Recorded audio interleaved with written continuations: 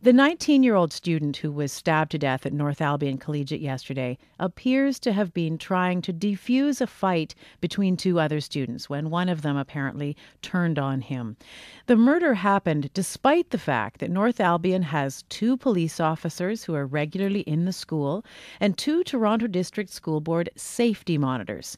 For more on exactly what school safety monitors do in high schools, I'm joined now by David Bradley. He has been a monitor for the TDSB for more than 20 years. He currently works at Earl Haig Secondary School in North York. Good afternoon.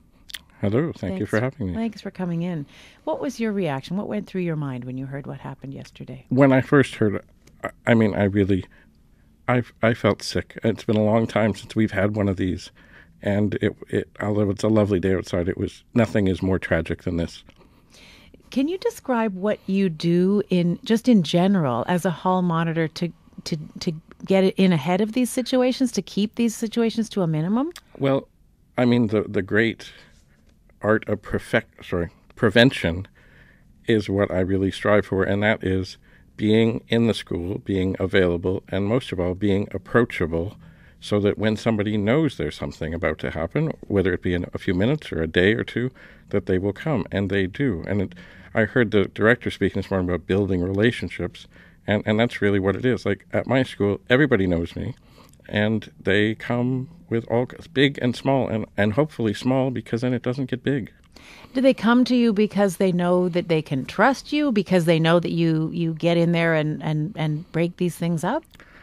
Well, I don't know exactly why, because, if you look at me, I look much like Hagrid, and they call me Hagrid at the school, and there's no good reason that any of the kids should come to me, but I work very hard to, above all, listen when somebody comes. If it takes but a moment, great. If it's something that's going to take a long time, I know we've got all kinds of resources we can summon depending on what state they're in. So basically, I do whatever is reasonable and what is best for the student at that instant and what they need. How do you know, or I guess what do you do when a situation seems to have gotten beyond a point that you can control?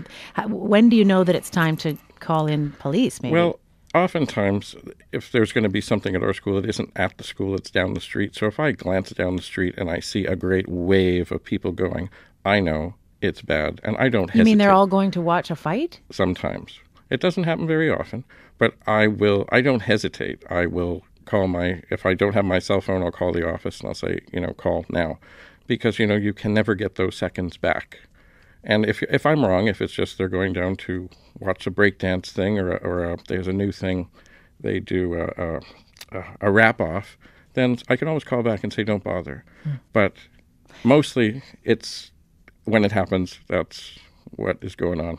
Can you describe perhaps some examples of at various stages of escalation when you've intervened and how that's panned out? Well, like I was asked earlier, like what do you do if you come upon a fight? And if it's in the hall and there's lockers close by, because, if someone's enraged, they're not really listening. I kick the locker, smack the locker, say something really loud, even before I'm close, so that it startles them, and they're more likely to stop. They may try and run away. It doesn't matter, as long as the situation ends. So jumping right into the middle is not my first option. I try other things. And, of course, as soon as I notice something, I'm on the radio saying, hi, we need help here. And so people know where I am, and whatever from there. So you're carrying a portable radio around with you? Yes.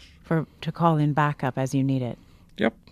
All the administrators have them, and the caretakers, and some other places in the school. What's a typical day like for you? How often is this happening in a given day? Well, the sad thing is it could happen anywhere at any school at any time without warning, because in this case, I think everybody everybody wants to do the right thing. They've got all the committees, they've got all the training, but sometimes everything goes bad. But in a typical day like today, there was no fight to break up at Earl Haig. A few days ago, I broke up a little skirmish between 2 girls who were fighting over a math problem, but they weren't really fighting. So, but once again, like this year at Haig, we really haven't had anything that I know of that was violent. It just depends on the day, but in a second it can change. It's funny you describe yourself as Hagrid. He's the character in Harry Potter who the kids want to go to. I mean, is that part of what you? I'm curious about what you like about your job. That because it sounds like it's potentially dangerous. Oh, it is. What I mean, I worry about not going home you do sometimes. because Well, not usually from the kids in the school, but sometimes. I mean, you never know if someone from the outside is going to come in, and I mean, it hasn't. I mean, we do get introduced from time to time, but who knows? so if you worry about not coming back home at the end of a day because of the work that you do, what is it that keeps you going back every day? Well, I think I make a difference, and there are many kids at the school who, when they were in crisis, reached out to me, and they're still alive. So I know. I promised myself I wasn't going to break down. Anyway, I know I make a difference, and I know that I have saved lives, so it's worth it. That's pretty extraordinary.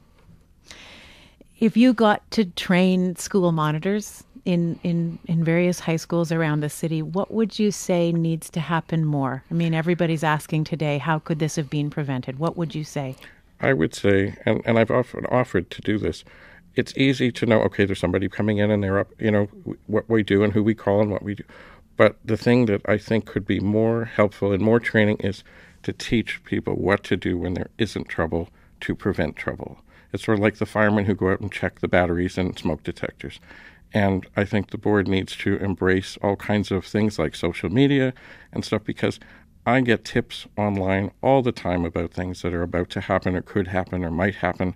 And usually they're small. This morning I found a girl's glasses that she lost. She was very distraught. So, I mean, I think they need to embrace the new technologies and help people on the ground. Because, the sad thing is there's a lot of people who would rather just look the other way. And it isn't because they want to. It's because if they go out of their way to be helpful, somebody who wants to second guess the situation somewhere, and maybe at the board, will say, well, why did you do that? When really, my whole thing is, and I learned this long ago, is I will do whatever is reasonable. And sometimes what is normally unreasonable is quite reasonable. But I make sure that everybody knows what I did, why I did what I did. And so far as I know, I haven't lost any yet. And I hope I never do. I really appreciate you coming in and your honesty with us this afternoon. Thank you so much. David Bradley has been a school safety monitor for more than 20 years. He's currently posted at Earl Haig Secondary School in North York, talking about his role in the schools in response to the stabbing death of a 19-year-old student at North Albion Collegiate that happened yesterday.